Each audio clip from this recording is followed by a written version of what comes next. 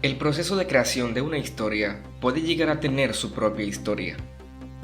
Podemos llegar a pensar que el escritor es una especie de mago, de un ser inspirado por alguna divinidad o alentado por alguna musa para revelar los secretos de algún mundo de ficción o para recrear el mundo real con sucesos imaginarios que los hace pasar por reales. Y es un concepto que muchos tienen de los escritores porque ellos tienen el poder, o sería mejor decir, la habilidad de poder transportar al lector y hacer volar su imaginación. Sin embargo, la verdad quizá pueda decepcionar a muchos. El escritor no es un mago, no tiene poderes, y muchos de ellos no tienen algo que los haga especiales salvo su escritura. De hecho, son personas comunes y corrientes que suben al bus para ir a sus trabajos, que tienen familias, problemas, vidas normales. Como diría alguna película o libro de ciencia ficción, están entre nosotros. Llegado a este punto, ¿qué hace diferente a un escritor del resto de los mortales? Pues bien, en este video te hablaré de la fuente de inspiración de algunas de las historias de mi escritora favorita, Agatha Christie, y de cómo los escritores pueden valerse de algunos recursos que tú mismo puedes tener. Yo soy Joseph L. Holmes, y esto es La Llave de Plata.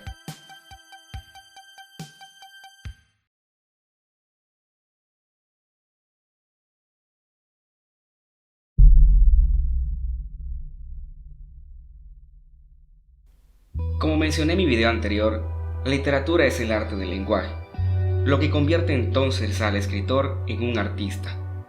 Como todo buen artista, el escritor debe escoger con cuidado sus materiales de trabajo. Cada palabra, cada frase, debe ser construida con precisión de tal manera que no falte ni sobre nada. Es un trabajo difícil porque requiere de toda la destreza del artista. Muchos de ellos desearían que una musa o diosa les susurrara al oído por las noches las palabras y las historias correctas. Pero la triste realidad es que para muchos el proceso creativo es una molestia o una tortura. Algunos pasan horas frente a un computador o máquina de escribir, sí, algunos aún la utilizan como medium creativo, observando con recelo la última línea que acaban de escribir, indecisos entre borrarla o continuarla. Muchas de esas páginas nunca se publicarán, sean por caprichos del propio escritor o porque realmente eran malos escritos y decidieron liberar al mundo de algo horroroso. Sin embargo, no sucede así en todos los casos. Algunos, como Stephen King, pueden escribir varios libros de más de 500 páginas en un solo año, todos ellos bestsellers, sea por su fama o sea por su calidad artística. Eso lo dejaré a discreción del lector. Ahora bien, ¿en qué se basan los buenos escritores para hacer sus obras? Dejemos que sea la reina del crimen quien nos responda esta pregunta con una de sus frases. Sí, no existen fórmulas mágicas ni manuales para escribir una buena historia porque algunas de las mejores historias vienen de las actividades más ordinarias. ¿No le sucedió algo similar a J.R. Tolkien cuando calificaba un examen y vio que uno de sus estudiantes dejó la hoja en blanco y escribió la icónica frase «En un agujero en el suelo vivía un hobbit»? ¿No se basó Arthur Conan Doyle en su profesor Joseph Bell para crear al detective más famoso Sherlock Holmes? De hecho, la propia Agatha Christie reconoció en más de una ocasión que muchos de sus personajes están basados en personas que conocía en sus viajes. Si bien no la retrataba a la perfección en sus historias, sí copiaba la personalidad y algunos rasgos o aspectos del carácter para crearlos. Como podemos ver, la fuente de inspiración de los escritores es la realidad, pero una realidad vista desde un caleidoscopio.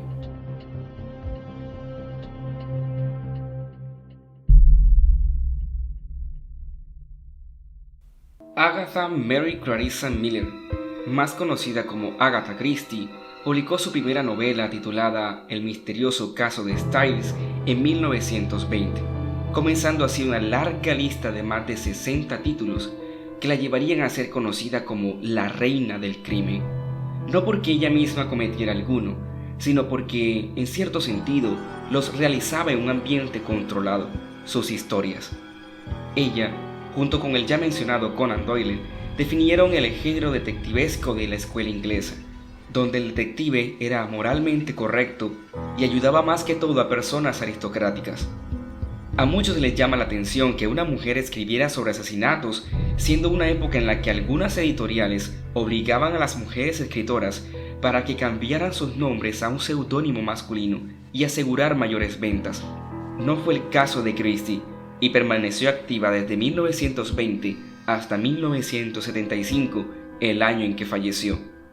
Durante la Primera Guerra Mundial, se ofreció como voluntaria en la Cruz Roja y obtuvo gran cantidad de conocimientos sobre venenos y la naturaleza humana, dos cosas diametralmente opuestas, pero que en muchas de sus historias las mezclaba con maestría.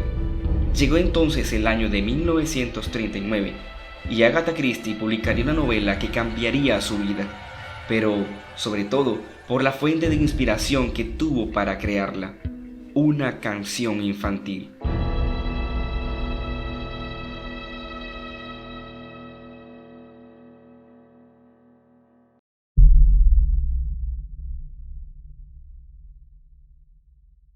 En el año de 1939, Agatha Christie publicó una novela controversial titulada Ten Little Niggers, que en español se tradujo como 10 negritos. Sin embargo, el título fue variando por contener una palabra racista a Ten Little Indians y por último a And Then There Were None. No hablaré mucho de esta novela porque pienso dedicarle un video entero a ella, siendo la novela que más me gusta de la autora, pero puedo adelantar que la novela se basa en los versos de una canción de cuna de aquella época. La trama gira en torno a 10 personas reunidas por un ser misterioso y son asesinadas siguiendo los versos de la canción. Para ser sincero, no sé qué es lo que más me sorprende, si la canción sea cruel en sí o que la escritora reafirmara su crueldad para tramar una de las novelas más vendidas y traducidas de la historia y una de las historias psicológicas más profundas que escribió. Agatha Christie sabía el poder que puede ejercer la música en sus oyentes.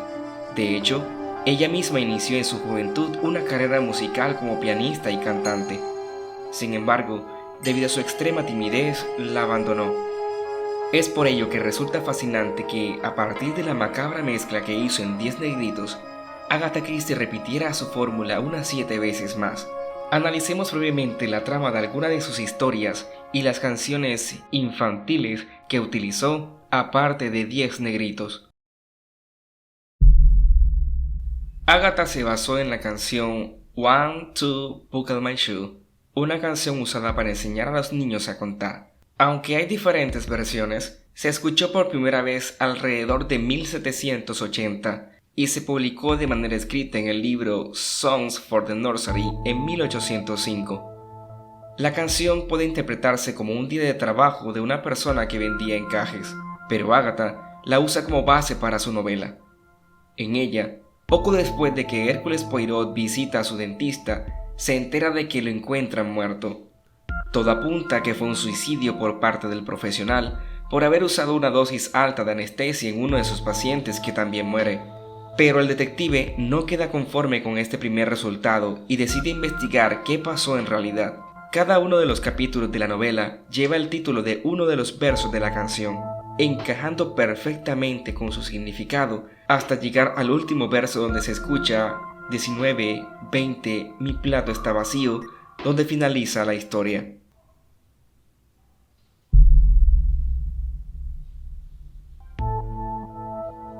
La rima es usada como un juego para contar los dedos de los pies de los niños entre los 12 y 36 meses de edad.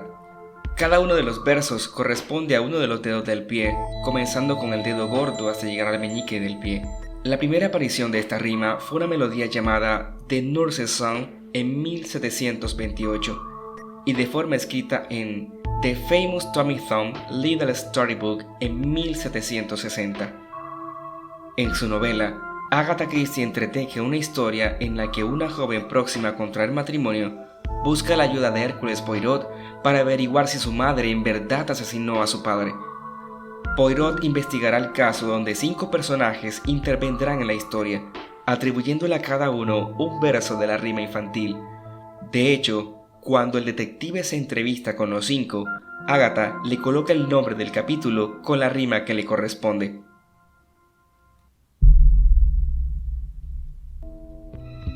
El origen de esta rima es desconocido, pero apareció publicada en la rima 48 en 1840 en el libro The Nursery Rhymes of England de James Orchard Halliwell. Esta rima tiene varias interpretaciones. Dentro de ellas, la más aceptada es que el hombre torcido representa al general escocés Sir Alexander Leslie, quien firmó un pacto para asegurar la religión y la libertad de los escoceses en un tiempo en que los escoceses e ingleses tenían sus diferencias, viviendo en relativa paz como si estuviesen en una casa torcida. Aunque también se pueden sacar dos significados totalmente opuestos. Uno, que todos encajamos en algún lugar, por cuanto el hombre torcido vive en su casa torcida. Y dos, cada uno recibe lo que merece, puesto que la palabra crooked, aquí traducida torcido, puede significar deshonesto. Así, el hombre torcido recibe a cambio varios elementos torcidos, tal como lo merece. Ágata utiliza esta rima para adentrarnos en lo que sucede en la casa de la familia Leónides, una familia que guarda muchos secretos. Al ser asesinado el abuelo, Sofía Leónides encarga a su novio, que hace parte de Scotland Yard, para que dé con el culpable. Lo que no se imaginó la joven es que desataría la desconfianza de la fragmentada o torcida familia, puesto que cualquiera pudo cometer el crimen. Aunque en esta historia Ágata solo utiliza la idea principal de la rima, la trama y los giros argumentales hacen que encaje perfectamente con la canción.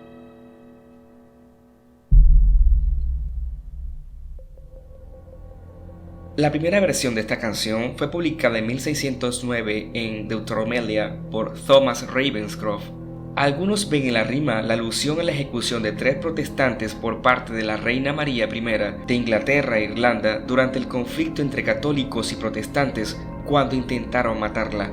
Ella los ejecutó quemándolos en la hoguera, cortándoles la cola, y más tarde se llamaría María la Sanguinaria.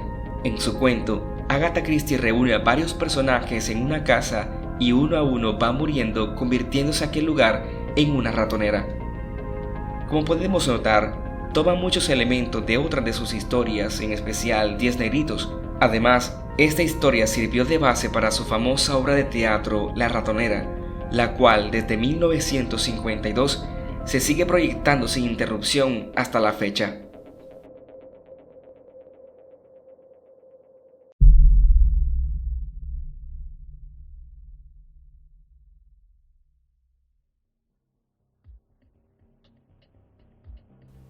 El origen de esta canción es incierto, aunque algunos le atribuyen su origen a una línea de Shakespeare en Noche de Reyes, en el acto 2, escena 3, cuando Tobías le dice a un bufón: «Venga, ahí tienes medio real, cántanos una canción», o en la tragicomedia Bonduca de Beaumont y Fletcher, en la línea «Mira, hay un revuelo ahora, canta el canto de 2 reales».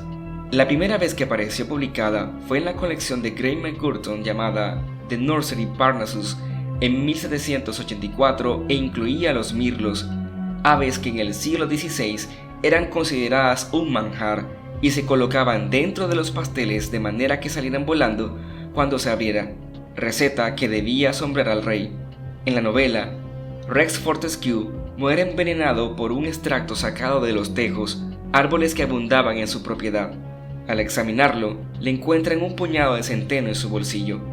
Al ocurrir otra muerte, la policía acude a la señorita Marple, quien relaciona el caso con la canción infantil. Solo diré que incluso los nombres de esta historia tienen mucho significado.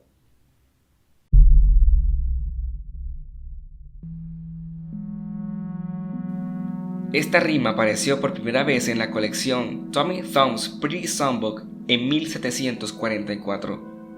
La canción parece referenciar al reloj astronómico de la Catedral Exeter, el cual tiene un pequeño agujero para que los gatos cacen ratones. En esta ocasión, Agatha solo recurre a la canción en el título y en el nombre de la calle donde ocurre la historia. Poirot recibe el encargo de su secretaria, la señorita Lemon, cuya hermana vive en la calle Hickory y es testigo de varios crímenes. El detective decide prestar sus servicios con ayuda del inspector Sharper, descubriendo la verdad.